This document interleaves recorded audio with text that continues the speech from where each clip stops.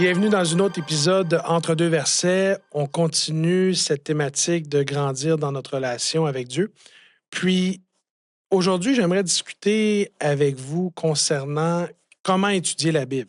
Évidemment, le texte est accessible, il est disponible, sauf que c'est pas un livre qui se lit nécessairement comme on lit un livre d'histoire, là, une biographie, par contre, ou à titre d'exemple, ou même un roman, là, c'est assez particulier. Et on va en parler. Eliana, bienvenue. Bonjour. Bonjour. Salut. Je me suis lancé dans l'introduction, puis j'ai oublié de vous saluer. Mélodie, ça va bien? Ben oui, toi? Ça va très bien, merci. D'ailleurs, je pense que ça vaut la peine, étant donné qu'on va parler de comment étudier la Bible, peut-être d'avoir un texte fondateur. Là, on est à entre deux versets. Mélodie, si tu pourrais nous amener dans le psaume 119, les versets 97 à 104. Donc, psaume 119, là, c'est pas un psaume qu'on lit à tous les jours, là, parce que c'est quand même un psaume qui est assez costaud et qui est assez long, merci.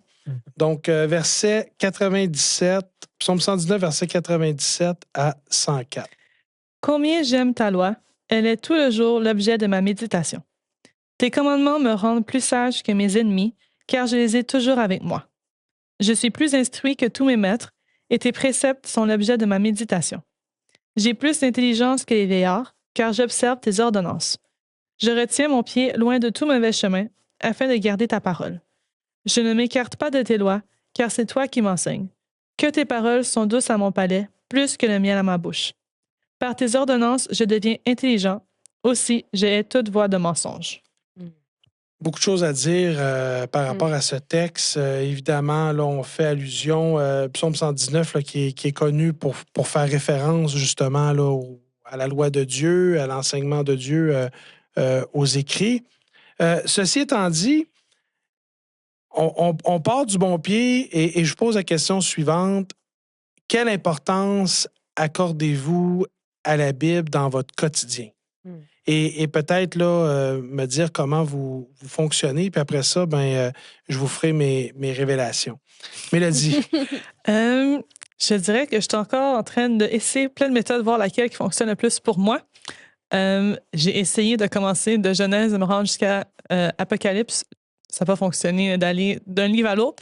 Donc, j'ai essayé d'aller pour un livre un peu plus, bon, je dis plus simple, c'est peut-être pas plus simple, mais c'est à la place d'aller du début à la fin. J'en ai pris un autre, puis qu'est-ce que je fais?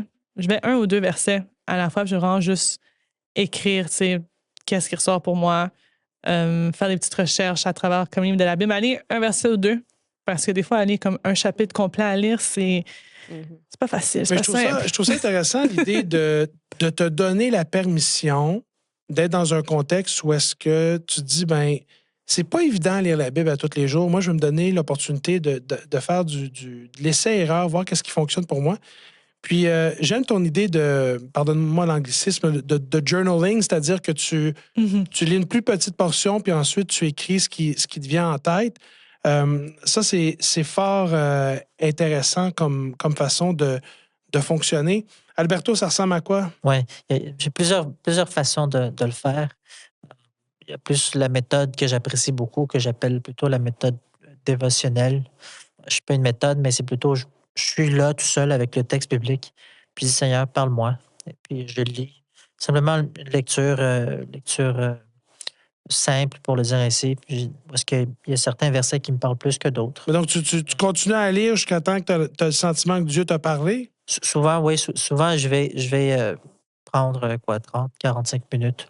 Simplement lire le texte et je vais par livre. Mettons, je vais commencer avec celui-là. Puis, 30, 45 minutes, j'ai quasiment honte de prendre la parole après toi, là. puis par la suite, ça, c'est la méthode que j'aime le plus. C'est-à-dire mais après ça, il y a un autre aspect parce que je l'appelle plutôt académique.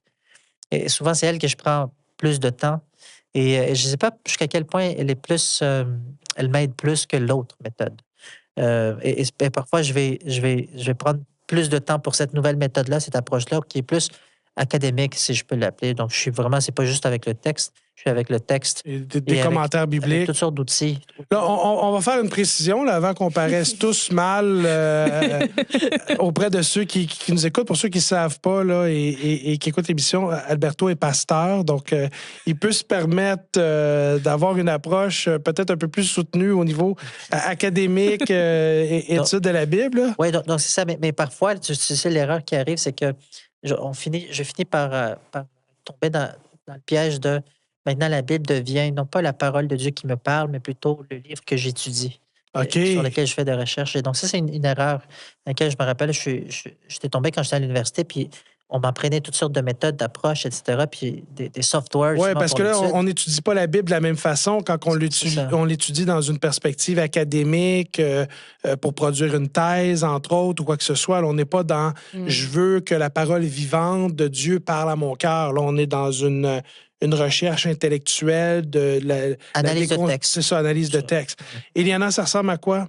Moi, j'essaie de regarder pour soit des thèmes qui me parlent ou dont j'ai besoin, ou bien chercher, j'en parle souvent là, dans les émissions, mais aller voir, OK, l'histoire de quelqu'un qui vivrait la même chose que moi en ce moment, que ce soit une expérience positive, que ce soit une expérience moins agréable. J'essaie d'aller voir comment est-ce que la personne elle a réagi, qu'est-ce qui s'est passé. Puis ça, pas juste à travers les histoires dans les psaumes aussi, on peut voir même David, la façon dont il s'exprimait parfois me parle énormément. Je dis, OK, David, il est dans le même état que moi émotionnellement présentement, là, tu sais. Et puis, à la fin de tout ça, je vois aussi sa foi ressortir, puis ça fait naître la mienne aussi en même temps, parce qu'il y a beaucoup de psaumes où il commence, il n'est pas dans un bon état, il se sent pas bien, il y a quelque chose qui va pas, puis à la fin de tout ça, il dit, mais je vais quand même choisir de faire confiance à Dieu. À la fin, il finit sur une note positive, puis ça me parle énormément. Fait que toi, il y a comme une réflexion qui fait en sorte que tu dis, ben là, il me semble que j'aurais besoin d'entendre parler de tel sujet. Oui.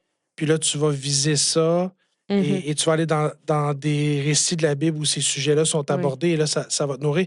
J'aime cette approche-là. Je te rejoins, Mélodie. J'ai essayé, moi, à plusieurs reprises de faire des calendriers de lecture. Puis ça va bien au début, là. Il y a des super belles histoires, là. Tu sais, la Genèse, là, ça se prend, là. Let's go, on y va. Même Moïse, l'Exode, là. Mais moi, c'est quand on commence à tomber là, dans... Lévitique? Oui, puis en fait, tout Même ce qui est la deuxième partie de les l'Exode, généalogies, Ouais, là, c'est à Baillot Corneille. Là, je veux pas faire de peine à personne. Là. J'espère que j'ai pas dit d'hérésie, mais hey, c'est lourd. Là. Faut te forcer à lire tout ça juste pour pouvoir faire un petit crochet sur ton calendrier de lecture, là, c'est intense. Moi, en fait, j'ai... avant ça, je lisais beaucoup pour me donner bonne conscience. Et ça vaut pas Saint-Saëns. J'ai fait mon devoir de bon chrétien, j'ai lu ma Bible. J'ai le privilège de faire du contenu multimédia. Puis dans le contenu multimédia que je prépare, je dois faire des visuels avec des versets de Bible. Puis c'est un petit peu moi qui ai choisi le visuel, les textes et tout.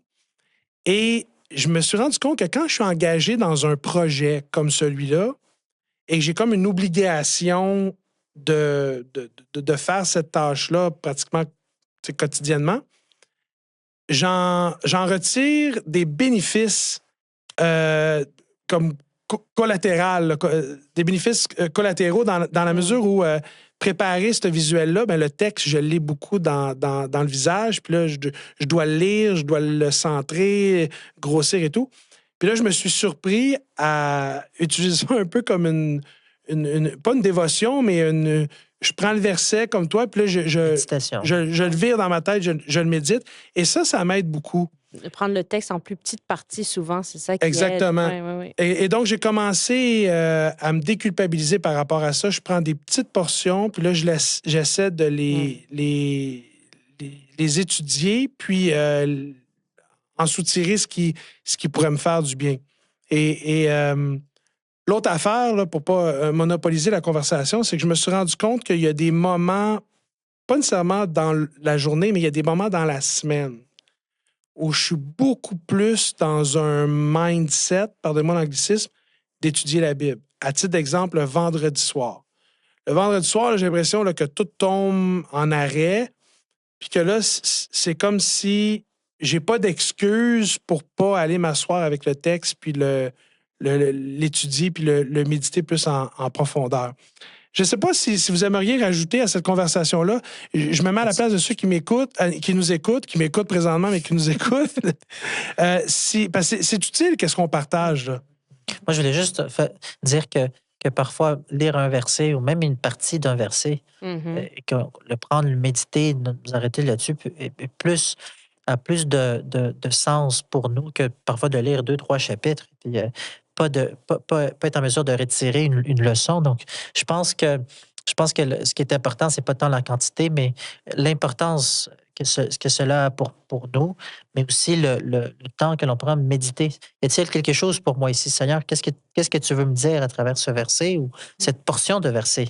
Puis d'ailleurs, dans le texte que tu nous as lu, le verset 97, je crois, du psaume 119, il y a cette question là, de justement méditer le texte. Donc, on le lit. Je ne sais pas si tu veux le lire, Alberto, si tu l'as devant toi, le psaume 119, verset 97. 97, oui. Combien j'aime ta loi, elle est tous les jours ma méditation. Et donc, il y a vraiment cet appel de la part de Dieu dans les Écritures de dire, écoute, c'est pas juste une question d'emmagasiner du savoir, c'est une question de s'arrêter sur ce que je te dis, puis de voir pourquoi c'est important que tu connaisses ces choses-là et qu'ils soient intégrées dans ta vie. Oui, mais je pense aussi, pas juste l'emmagasiner, comme tu dis, mais le partager ce qu'on apprend avec les autres. Parfois, on apprend mieux, on assimile plus, qu'on est capable de... Puis c'est pas en le faisant de... On vient pas avec une attitude d'orgueil ou de j'en connais mieux que toi, mais juste, qu'est-ce que tu penses de ça? Puis j'ai lu ça cette semaine, puis ça peut vraiment aider parfois que ça vienne pas juste dans notre esprit, mais dans notre cœur, finalement. Dans une démarche, puis j'ai déjà eu le privilège d'être un enseignant, donc au niveau académique, et je me suis rendu compte que quand on apprend quelque chose dans le but de le partager avec quelqu'un d'autre, dans ce cas-ci, c'est dans une démarche pédagogique, ce que ça permet, c'est une meilleure intégration, une meilleure assimilation de l'information. Je sais pas, Mélodie, toi, as-tu d'autres trucs, là, alors que tu nous dis que tu es en recherche? Là, y a-tu d'autres choses qui te permettent de continuer à étudier la Bible, à rester familier avec le texte? Une autre chose que j'aime faire, moi, lire la Bible quand il y a du bruit autour de moi, ça ne fonctionne pas aussi simple que ma mère qui cuisine, puis que moi, j'essaie de lire comme, tu sais, je peux partir dans plein d'autres affaires sauf lire ma Bible. Donc, quelque chose que j'ai testé dernièrement puis qui fonctionne quand même bien, c'est de juste aller dans ma chambre puis mettre de la musique instrumentale, dim, juste, tu sais, en arrière-fond pour un peu me mettre un peu plus, pas dans l'ambiance, mais tu sais, juste m'aider à vraiment avoir, tu sais, un temps séparé. Je sais que quand je mets cette musique-là, c'est juste quand que j'ai ma Bible. En fait, tu parles d'ambiance, mais c'est pas faux. En fait, c'est que je suis tout à fait d'accord avec ça. Puis, j'imagine que c'est notre réalité aussi. C'est qu'il y a une façon d'étudier la Bible. On est tous différents, mais l'environnement dans lequel on choisit de se placer pour étudier la Bible, ça a nécessairement un impact sur notre capacité de vraiment entendre la voix de Dieu qui nous parle. Et j'aime beaucoup cette idée d'avoir une musique instrumentale là, qui soutient ce moment-là, puis d'être dans un environnement où il n'y a pas de bruit dérangeant, Eliana? Oui, pour rebondir sur l'ambiance aussi, je pense que la nature, ça peut être aller en nature avec la parole de Dieu, ça peut être vraiment une autre chose parce qu'il y a tellement d'histoires qui ont été même écrites en nature ou qui parlent de la nature. Et c'est dans la nature que souvent que j'ai eu certaines expériences très profondes avec Dieu. C'est le deuxième livre, d'une certaine façon. Exactement. On parle de la Bible comme étant le premier livre, mais aussi la nature comme étant le deuxième livre, d'une certaine façon, où Dieu s'est manifesté par sa création. Donc, je pense que ça vient se complémenter très bien dans le sens qu'on peut prendre du temps, puis ça donne aussi... En nature, il n'y a pas beaucoup de bruit, ou les bruits qui sont là sont apaisants, nous font du bien aussi. Donc, je pense que même la nature peut nous aider à mieux assimiler la parole de Dieu, la comprendre aussi, parce qu'en passant du temps dans la nature, on peut voir certaines choses que Jésus a enseignées dans les paraboles ou d'autres textes, puis ça peut vraiment venir nous parler d'une façon différente, réelle, pratique. On peut voir les choses dont on parle au sein de la parole de Dieu.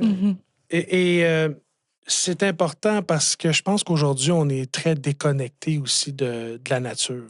Ouais. Et donc, de retourner dans la création de Dieu, c'est se donner aussi l'opportunité de le découvrir à travers ses œuvres. Et moi, ce que j'ai remarqué quand je vais faire des randonnées dans la nature, c'est que souvent, il y a des passages, des écritures qui Qui me reviennent. reviennent Exactement. naturellement dans mon esprit. Mhm. Puis je suis convaincu que ça, c'est lié au fait que j'ai choisi de me mettre dans l'environnement où on se doit d'être, on est déconnecté beaucoup. Là. On est vraiment là, dans la jungle urbaine là, avec du béton, la pollution lumineuse, la pollution visuelle. On n'est pas surtout dans les grandes villes, on n'est pas dans un contexte comme l'ambiance que tu as décrite, là, où c'est plus calme, c'est plus doux, c'est plus serein et c'est plus propice à entendre la voix de Dieu qui parle à notre cœur. Moi, je dirais que je pense qu'on est d'accord, on partage certaines de nos expériences pour dire qu'il n'y a pas une méthode qui est meilleure ou plus importante qu'une autre. Je pense que chacun parmi nous doit trouver cette approche-là qui est la meilleure. Autrement dit, il y a des moments dans lesquels je vais avoir besoin de lire dans les psaumes. Il y a d'autres moments où je vais avoir besoin de lire dans les évangiles. Il y a un autre moment où je vais avoir besoin de lire l'histoire de telle personne. Et il n'y a pas une méthode qui est meilleure que l'autre, mais il faut savoir une chose. Dieu cherche à nous parler, Dieu cherche à communiquer avec nous. Et sa parole, elle est vivante, elle est efficace, elle est là pour communiquer avec nous. Par contre, je vois que tu veux nous lire un texte. Oui, je vais partager avec vous.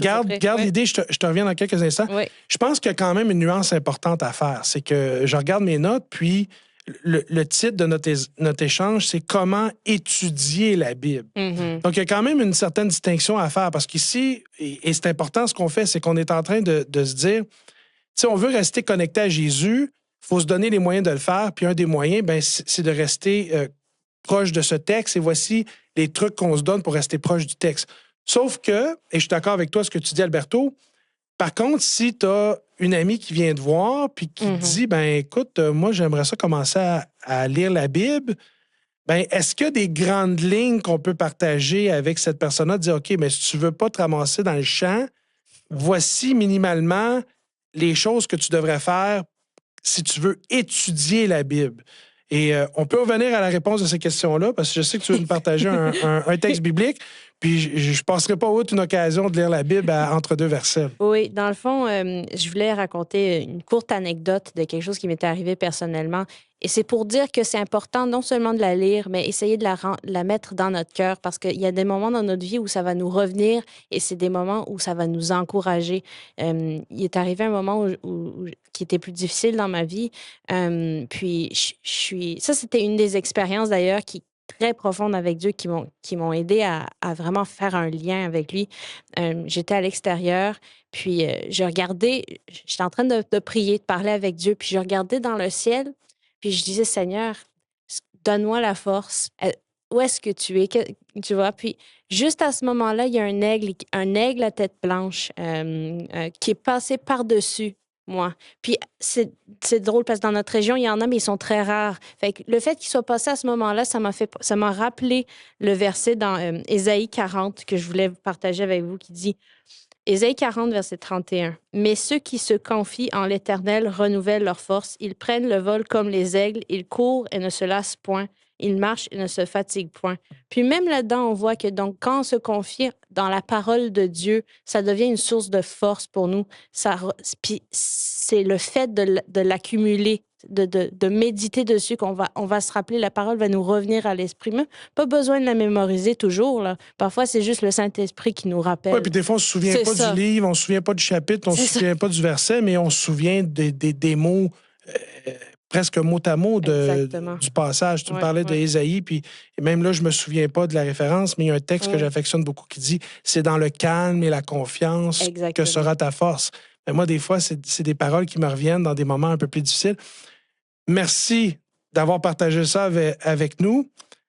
J'aimerais ça retourner à notre question. Absolument. mais c'est pertinent, puis c'est important parce que ceux et celles qui aimeraient commencer à étudier la Bible, il faut aussi qu'ils comprennent que, puis là je dis ça, mais pas dans une démarche condescendante, là, ce qui est intéressant, c'est pas juste accumuler des connaissances sur la Bible, c'est aussi de s'attendre à vivre une expérience personnelle et transformatrice avec Dieu. Si on devait faire une liste non exhaustive des critères de base sur comment étudier la Bible, qu'est-ce qu'on met sur cette liste? Prier, c'est probablement la première chose que je dirais de faire avant d'ouvrir sa Bible. Tu sais, de demander vraiment d'avoir le Saint-Esprit avec nous pour être capable de lire les choses aussi, surtout lire les choses dans leur contexte, puis aussi être capable de l'appliquer avec nous par la suite. Fait que je dirais prier, c'est probablement la première étape. Ouais, ben, en fait, j'aimerais dire que bon, je veux pas être insistant, là, mais ça me semble être indispensable. Là. Je veux dire, c'est pas juste C'est l'ouverture. étudier la Bible d'un point de vue universitaire en faisant un doctorat pour faire une thèse et une recherche sur de l'anthropologie biblique ou quoi que ce soit, c'est une chose. Mais ce qu'on dit ici, c'est vraiment étudier la Bible pour notre croissance spirituelle. Et ça me semble indispensable, justement, ce que tu mentionnes, cette idée de soumettre notre moment d'étude de la Bible entre les mains de Dieu par la prière. Qu'est-ce qu'on pourrait ajouter d'autre? Ouais. Moi, j'aimerais juste faire ajouter par rapport à le pourquoi c'est important de prier. C'est pour demander aussi à Dieu, c'est-à-dire de nous abandonner à lui. Lui demander à ce que ce soit lui qui nous parle. Mhm. Et non pas que j'aille chercher dans la Bible qu'est-ce que moi je veux chercher, puis qu'est-ce que moi je veux. Ah, moi, j'étais bon là-dedans. Parce que Moi, j'étais bon pour faire dire à la Bible ce que je voulais que la Bible dise aux autres. Et ça, c'est le piège, Oui, ouais. ça, on peut être expert dans ce domaine-là très rapidement. la là. prière, c'est demander au Seigneur de nous libérer de ce désir de vouloir dire à la Bible quoi faire et plutôt que ce soit l'inverse. Et je pense qu'un élément qui est très important, c'est simplement prendre le temps de lire la Bible. Non, je peux faire beaucoup de choses, mais je sais que 24 heures, j'ai pas assez de temps pour lire, à moins que je prenne le temps. C'est comme une phrase, je la dis, mais je me la dis aussi. Une personne qui me disait, quand je disais, j'ai pas le temps pour faire ci, j'ai pas le temps pour faire ça, la personne me disait, tu as toujours le temps pour faire ce que tu veux faire. Et c'est la même chose que ce soit pour autres C'est sujets. une question de priorité. Mais c'est pour la Bible aussi. C'est-à-dire, si je veux commencer à lire la Bible, il faut savoir que c'est quelque chose, ça prend du temps. Hein, c'est pas une pilule que je peux prendre 5 secondes et puis je passe à d'autres choses. Puis on veut pas J'ai besoin de culpabiliser les m'arrêter. gens qui nous écoutent, qui peut-être sont dans une passe un peu plus compliquée où justement ils lisent pas la Bible. Je pense que quand tu parles de prière, peut-être la première prière à faire, c'est quelqu'un qui ça fait un bout de temps là, qui n'a pas ouvert le texte, de dire, mais Seigneur, redonne-moi le goût, redonne-moi le Mhm. désir Mhm. de lire la Bible.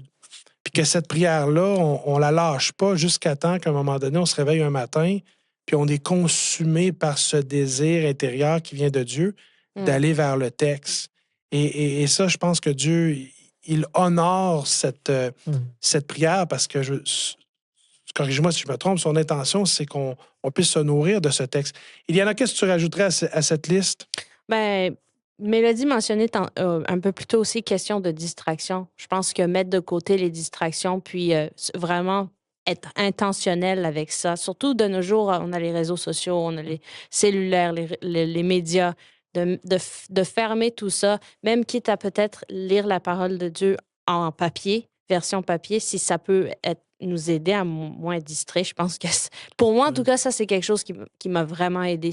J'aime comment tu gardes le contact visuel avec moi puis tu ne regardes pas la tablette à Alberto. Alberto, je pense que tu viens de te faire donner un cue, là, version papier. C'est correct qu'il y a sa version papier. Il y a aussi ça. Mais je suis d'accord avec toi, puis tu as mentionné quelque chose, puis j'espérais qu'on en discute ensemble, c'est la question des réseaux sociaux.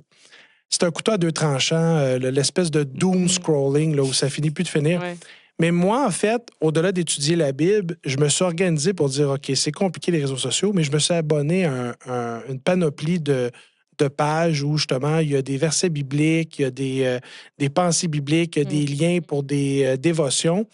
Puis, en scrollant, ben évidemment, je tombe sur des éléments, puis j'ai l'impression des fois que Dieu m'accroche pour me dire, wow, attends une minute, là, ton temps, il pourrait être utilisé mieux que ça. Mhm. Et de grâce, une chance que je me suis abonné à ces pages-là à caractère biblique et spirituel parce que je sais que je reçois des messages à travers ça.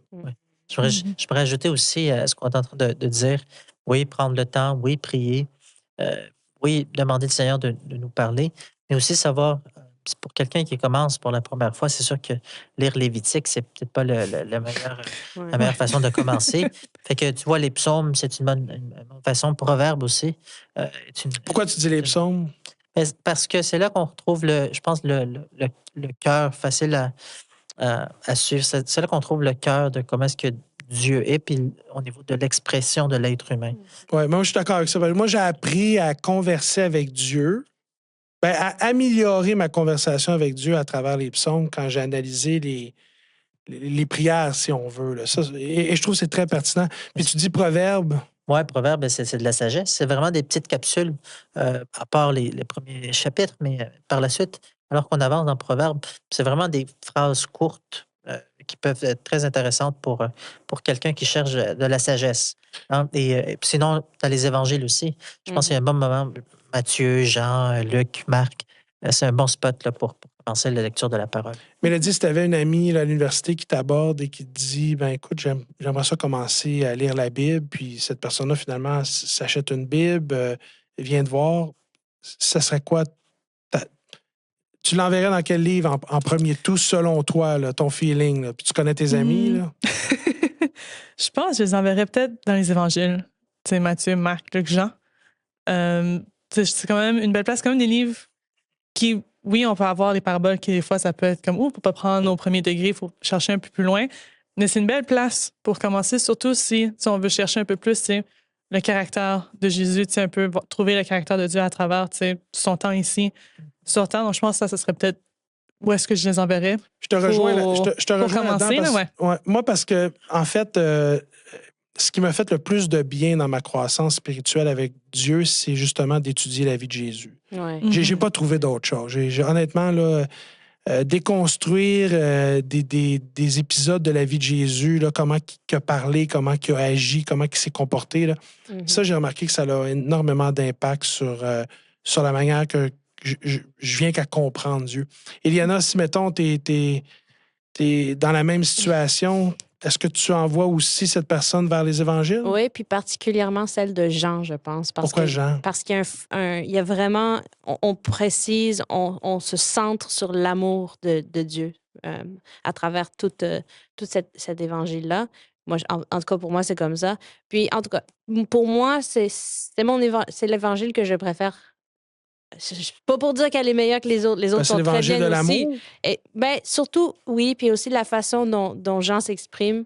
Il y a comme une certaine poésie, profondeur qui pousse aussi à la réflexion par rapport à l'amour de Dieu. Moi, c'est comme ça que ça me parle, en tout cas, mais les autres évangiles sont très bien aussi, c'est sûr, là, c'est certain. Il nous reste quelques secondes, Alberto. J'ai le goût de te donner le mot de la fin. Comment étudier la Bible? Relation avec Dieu, qu'est-ce que tu partages avec ceux qui nous écoutent? À la toute fin, une fois que je commence à lire la Bible, il faut que je revienne à la prière. Parce qu'on va découvrir des choses, la volonté de Dieu. Retourner dans la prière pour dire, Seigneur, aide-moi à mettre ça en pratique. Aide-moi à ce que ma vie soit un reflet de ce que je viens de lire. Et je pense que ça c'est déjà un très bon départ pour quelqu'un qui veut prendre le temps pour lire les Écritures, puis par la suite prier pour que ça soit une réalité dans sa vie aussi. Je vous remercie d'avoir été avec nous aujourd'hui pour un autre épisode d'Entre deux versets. Puis on encourage ceux et celles qui nous écoutent à prendre le texte de la Bible et à se donner un moment pour découvrir Dieu à travers l'étude de celle-ci. Merci.